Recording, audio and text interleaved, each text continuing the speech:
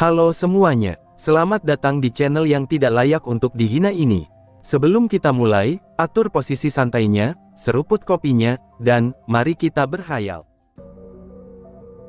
Tiba-tiba saja seluruh tubuh orang-orang misterius itu mulai terlihat aneh, dan badan mereka terlihat mulai membesar. Setelah itu, badan mereka mulai melepuh dan menjadi sebuah bola merah darah yang aneh. Bola merah itu juga terus membesar secara perlahan, sebelum bola merah itu dengan keras meledak. Bang bang bang bang bang bang. Sial, teriak Heison. Ledakan keras dan besar itu terjadi, dan lebih dari 10 kultivator dewa surgawi tingkat tinggi dan menengah, itu membuat hampir kerusakan yang sangat serius di lantai alam ketujuh itu. Untungnya kelompok Lintian berhasil menghindari ledakan itu tepat waktu. Tapi meskipun begitu, beberapa dari mereka yang terlambat sedikit saja telah terluka cukup parah. Hufha, Lintian menghela nafas setelah melihat ledakan tersebut. Saudara Tian, tiba-tiba saja Zuvier memanggil Lintian dengan wajah yang kaku, dan dia juga menunjuk ke arah di mana formasi besar yang mengurung berbagai kelompok alam lain itu berada. Lintian yang melihat kemana arah telunjuk Zuvier berubah warna, dan seluruh badannya gemetar saat melihat ke arah yang ditunjuk Zuvier. Bukan hanya Lintian saja yang berubah warna, tapi Heison juga begitu. Bahkan seluruh orang yang ada di kelompok Lintian juga berubah warna, karena mereka melihat hampir setengah dari orang-orang yang berada di formasi itu telah kehilangan nyawa mereka. Lalu setengah dari mereka terluka parah, itu dengan berbagai luka yang berbeda di tubuh mereka. Lintian menggunakan mata kaisarnya, dan melihat jumlah dari 5.000 orang yang terkurung di formasi itu. Tapi sekarang, itu hanya tersisa 3.000 orang saja di antara mereka. Korban kali ini benar-benar terlalu berat, ucap Heison dengan wajah serius. Dia sekarang mulai sadar, kalau tujuan dari orang-orang misterius tadi yang sedang dikontrol adalah, membunuh orang-orang yang berada di dalam formasi tersebut. Formasi itu pun telah mencegah kelompok itu, menggunakan token mereka untuk keluar dari alam rahasia itu sendiri. Sebagian dari kita juga terluka, dan hal ini jelas-jelas telah disengaja. Jelas Lan Jingyi dengan wajah serius. Dari 2.000 orang yang telah mati itu, ada yang mayat mereka terpotong-potong, dan bahkan telah menjadi debu. Apa yang harus kita lakukan? Tanya wanita lain dari alam bunga yang sama kuatnya dengan Zuvier. Lintian kemudian berpikir sejenak, karena dia awalnya hanya ingin menuju lantai ke-10 sendirian, tapi saat melihat hal ini sekarang, dia juga sadar kalau menuju lantai 10 mungkin akan jauh lebih berbahaya lagi. Tiba-tiba Lan Jingyi memegang tangan Lintian yang gelisah itu, dan Lintian menoleh ke wanita cantik berambut putih yang masih tersenyum lembut kepadanya. Jingyi, ucap Lintian dengan wajah agak sedih. Pergilah, serahkan saja masalah yang di sini padaku. Aku mengerti tujuanmu, jadi jangan hiraukan kami di sini, dan capailah lantai 10 dengan kekuatanmu, jelas Lan Jingyi dengan lembut dan mendukung pilihan Lintian. Lintian terdiam sambil memandang wanita yang selama beberapa tahun ini rela, untuk mengorbankan waktunya hanya untuk membantu pria yang seperti dirinya ini. Terima kasih, ucap Lintian dengan lembut. Lan Jingyi menggelengkan kepalanya, itu pertanda kalau di antara dia dan Lintian tidak perlu untuk saling berterima kasih. Karena bagaimanapun pilihan Lintian, maka dia pun pasti akan mendukungnya dengan sepenuh hatinya. Baiklah saudara Tian, kamu pergilah. Kalau kamu bertemu dengan tuan muda dari alam angin itu, pukul saja dia, tambah Heison sambil menepuk pundak Lintian. Setelah semua selesai mari kita minum bersama, balas Lintian sambil tersenyum.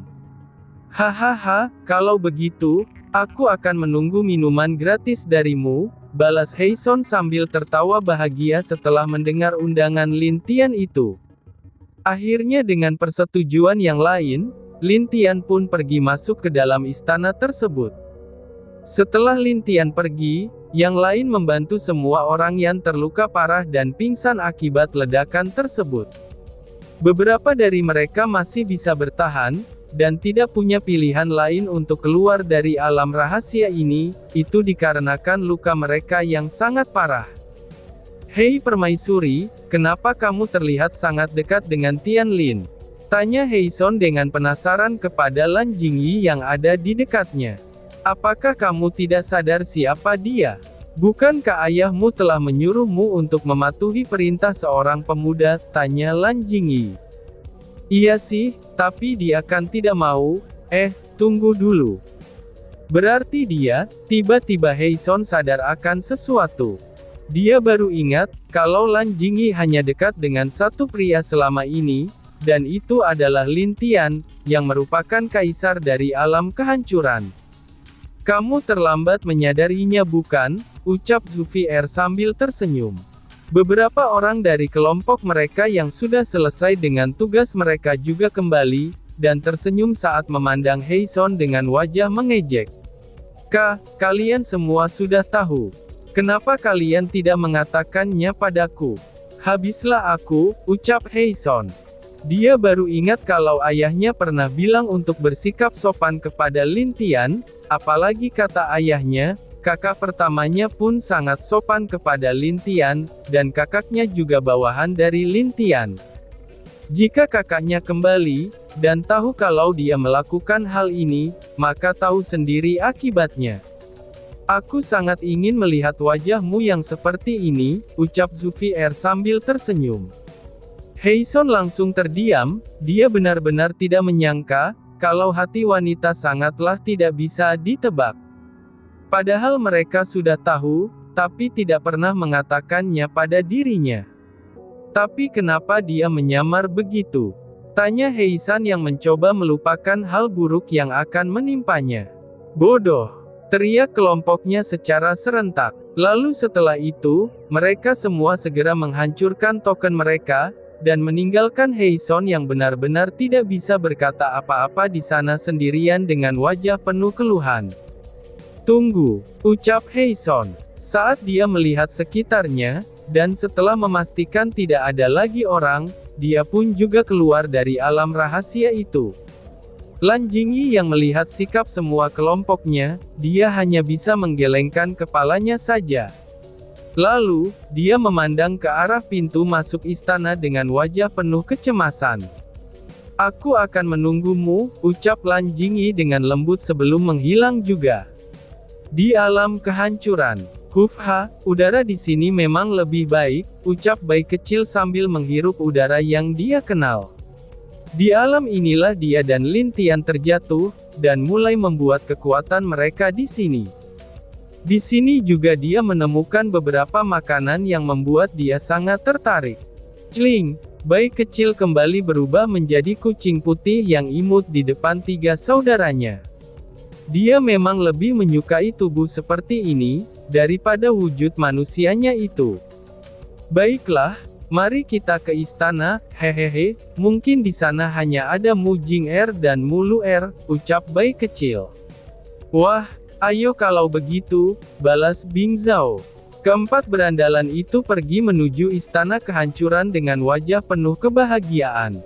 Di sepanjang perjalanannya, mereka melihat beberapa kota yang terlihat lebih baik, dan juga kehidupan orangnya terlihat lebih bagus.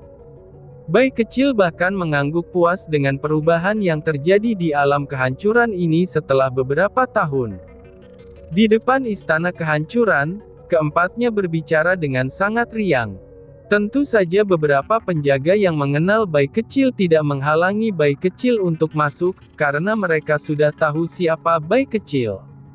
"Apakah itu Kaisar Harimau?" tanya seorang penjaga di sana. "Iya, dia adalah saudara dari Kaisar kita. Jadi kamu harus berhati-hati, dan jangan sampai menyinggungnya," jelas penjaga lainnya. "Begitukah? Oh iya, sepertinya putrimu juga ada di dalam istana dengan seseorang." "Siapa orang itu?" tanya penjaga kembali. Kita tidak tahu, tapi yang pasti dia juga berhubungan dengan Kaisar." Jangan ikut campur soal itu lagi, nanti kita juga akan tahu, balas teman si penjaga itu. Penjaga lain juga mengangguk, dan tidak lagi membahas tentang masalah Lin Tian. Mereka juga pada akhirnya kembali ke aktivitas mereka sendiri. Sedangkan 4 berandalan itu terlihat tertawa bahagia di sepanjang jalan istana, dan mereka berkeliling istana untuk mencari beberapa hiburan di sana. Hahaha, adikku memang hebat. Dia memiliki wanita yang dapat mengurus alam sebesar ini, sungguh sangat beruntung, ucap Sukun sambil tertawa. Lia, keberuntungan adik kecil memang sangat bagus, tambah Long Aotian. Setelah ini, mari kita pergi ke paviliun perak yang ada di ibu kota, di sana banyak yang wow, ucap Bai kecil. Benarkah? Apakah kamu tidak berbohong? Tanya Sukun. Tentu saja aku tidak berbohong kepada kalian. Ayo, jawab Bai kecil dengan bangga. Mendengar itu, wajah Sukun dan Bing Zhao menampakkan sinar yang berbeda daripada wajah mereka yang biasa. Bagus. Kamu emang saudara terbaik kami, hahaha, ucap Sukun. Hahaha, iya, aku suka itu, ucap Bing Zhao. Saat mereka hendak pergi, tiba-tiba saja langkah kaki mereka pun terhentikan oleh suara yang sangat mereka kenal.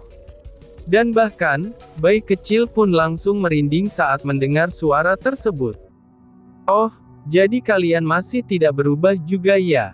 Bagaimana jika kalian menemaniku mengobrol? Ucap seseorang. Suara itu terdengar dari belakang keempat berandalan tersebut. Langsung saja, keempat berandalan itu merasakan hawa dingin yang luar biasa di belakang mereka. Mereka sangat yakin, kalau kali ini mereka akan lebih menderita daripada sebelumnya. Kenapa kamu bisa ada di sini?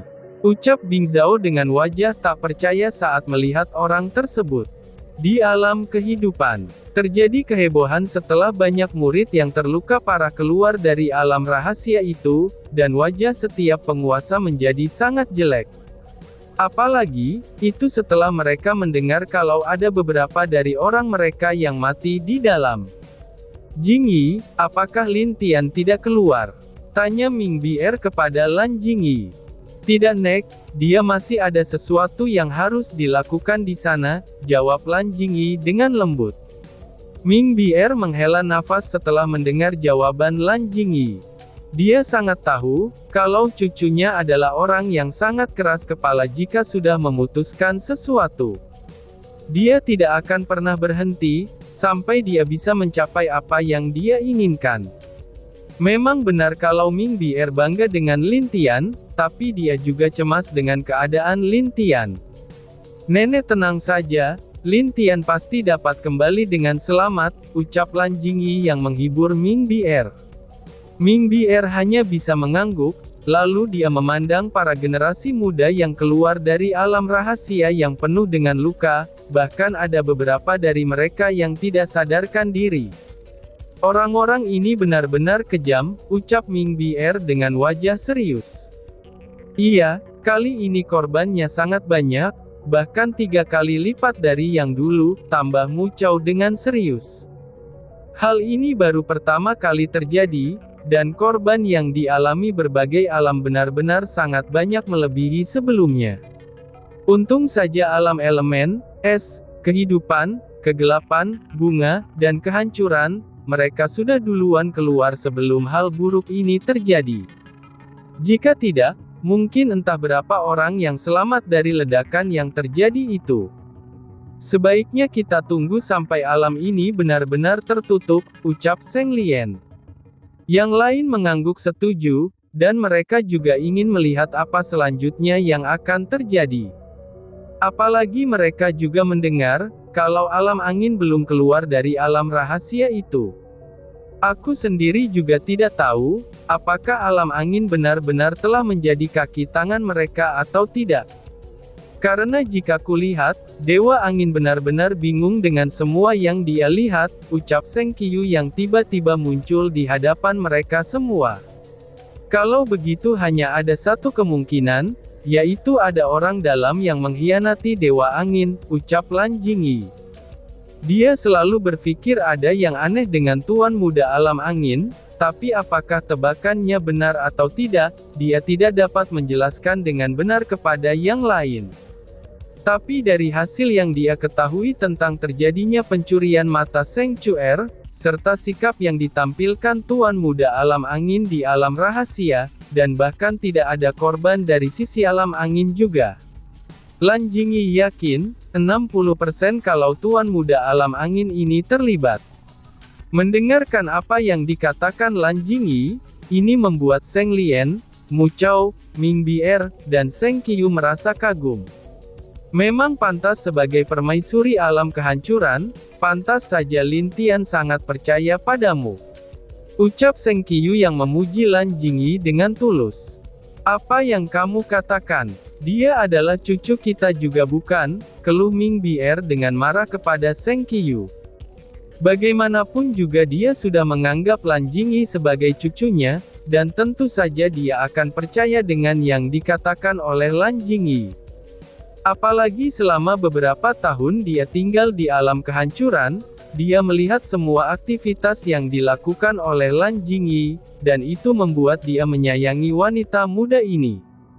Lan Jingyi agak malu saat dipuji oleh para penguasa ini, karena bagaimanapun Juk itu hanyalah pemikiran sepihak darinya, dan belum tentu juga semua itu benar. Pada akhirnya Zheng Qiyu mengadakan rapat pada keesokan harinya, dan dia ingin membahas apa yang terjadi di alam rahasia itu dengan para penguasa lainnya. Tentu saja mereka harus mengadakan rapat, karena jumlah korban saat ini telah melebihi dari pemikiran mereka. Bahkan bisa dibilang, ini jauh dari apa yang mereka pikirkan sebelumnya. Sial, apakah benar anak itu telah melakukan sesuatu tanpa sepengetahuanku? Ucap Dewa Angin dengan marah. Dia telah mendengar beberapa berita tentang apa yang dilakukan oleh anaknya itu selama di alam rahasia. Apalagi dengan apa yang telah dilakukan oleh anaknya terhadap Sanctuary. Karena hal itu, ini membuat alam kehidupan sangat memusuhi dia dan alam anginnya. Dia juga tahu kalau sampai alam kehidupan marah, maka konsekuensinya bahkan tidak bisa dia bayangkan. Sekarang dia masih untung, karena Zheng Qiyu telah menahan amarah dari Tetua Agung Alam Kehidupan. Bagaimana mungkin seorang ayah tidak marah, saat anaknya diperlakukan dengan kejam oleh orang lain? Akibat dari itu, Zheng Lian telah mengunci kekuatan dan juga seluruh panca indera Tetua Agung untuk sementara waktu. Dewa Angin, ucap Tetua Agung dengan sangat marah di dalam hatinya. Dan tiba-tiba saja bersambung. Sekian dan terima kasih banyak. Bye-bye.